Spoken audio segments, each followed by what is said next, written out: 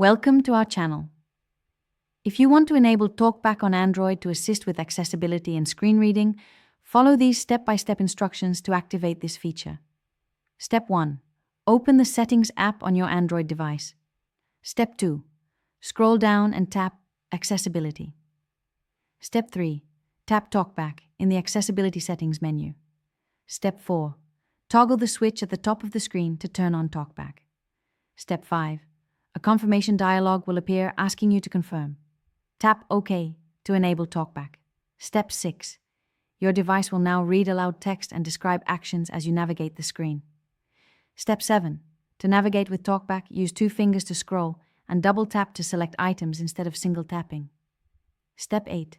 To turn off TalkBack, press and hold both volume keys for 3 seconds or navigate back to the TalkBack settings and toggle it off. TalkBack is now active for accessibility assistance. Don't forget to like this video and subscribe to our channel.